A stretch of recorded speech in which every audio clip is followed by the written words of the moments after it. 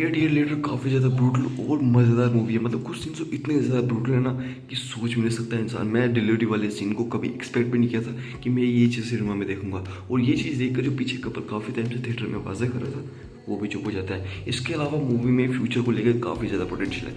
Third part में जो चीज़ें दिखाई हैं, लव इट। अल्फा ज़ॉम्बी, बाहर के वर्ल्ड का इंटरेक्शन, आर्मी का इंटरेक्शन, उसके बाद यहाँ पर जो हमें बोन टेम्पल दिखता है, भाई मज़ा आ गया देखकर।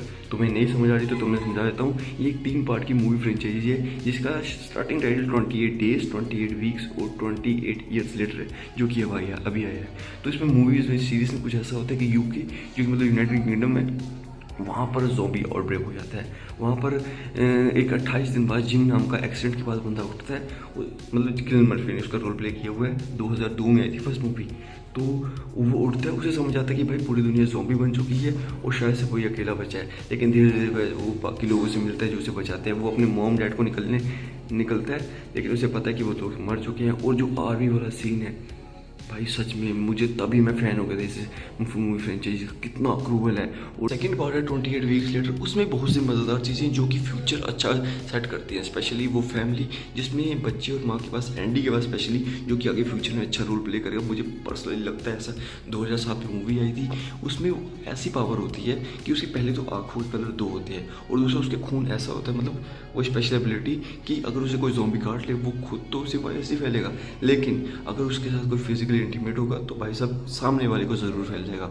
ये शायद से कैच रखा गया है यहाँ पर, लेकिन आगे ये फ्यूचर को काफ़ी अच्छा सेट करती है, क्योंकि थर्ड पार्ट में हमें बहुत सारी चीज़ें देखने को मिलती है। Alpha zombie, bone temple, specially bone temple और डॉक्टर क्लेसन का जो करेक्टर ना, भाई इसके ऊपर मुझे एक पर्सनली अलग स्टोरी चाहिए। कसम से क्या ही करेक्टर, मजा आया था देखकर। क्योंकि एक फेस में आकर मैं सोचा था कब हमारे मेन कैरेक्टर मतलब जिमी उसकी माँ को मार देगा, लेकिन जैसे जैसे इसकी स्क्रीन टाइमिंग बढ़ती है ना तो समझ आता है कि भाई दिल का अच्छा है, साइकोटिक नहीं है जितनी दुनिया सोचती है या वो आइलैंड वाले लोग सोचते हैं जहाँ जिमी आया है। तो वैसे वैसे हम इसको मिलते हैं और हमें समझ आती है कि भाई ये इसकी माइथोलॉजी डेथ को लेकर अलग है। ये जो इतनी बड़ी डेथ का पिरामिड, मतलब स्कल्स का पिरामिड बनाया है, ये इसकी माइथोलॉजी डिफाइन करता है। और ये इसका गॉड, मतलब श्रद्धांजलि एट द एंड, वो जो होता है ना कि डेथ को लेकर एक अलग ही माइथोलॉजी बन जाती है, वही हिसाब है।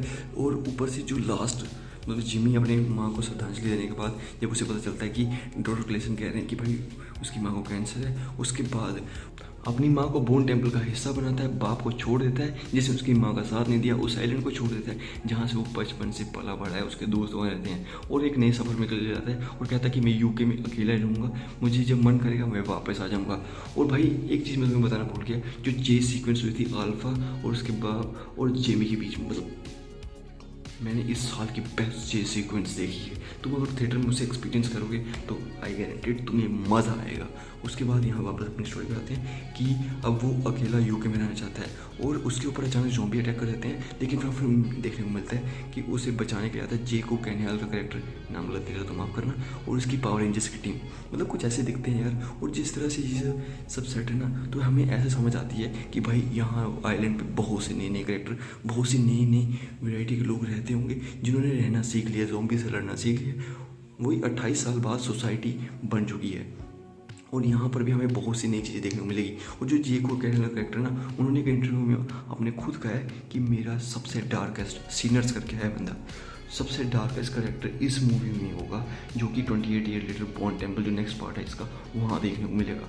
और जिम की जेको कैनियाल, और कहा जा रहा है कि किलियन मर्फी का जो फर्स्ट है ना मूवी में हमें देखने को मिलेगा था जिम का करेक्टर, वो भी वापस आ रहा है। और शायद से एंडी भी देखने को मिल सकता है, जो कि हमें सेकेंड पार्ट में देखने को मिला था 28 वीक्स लेटर में, जो कि वायरस से इम्यून है किसी तरह। और वो आगे कैसा साबित होगा, डॉक्टर क्लेसन का बॉन टेम्पल तो देखने को मिलेगा, उसकी पूरी माइथोलॉजी देखने को मिलेगी। और सच में यार ये काफ़ी अच्छा फ्यूचर सेट कर रहे हैं। और यूमर कहा जा रहा है कि ये एक साथ आएंगे एक बड़े विलन को लेकर, एक बड़ा विलन जो कि ज़ॉम्बी नहीं है, अल्फा ज़ॉम्बी नहीं है, एक इंसान है लेकिन ज़ॉम्बी से ऊपर है।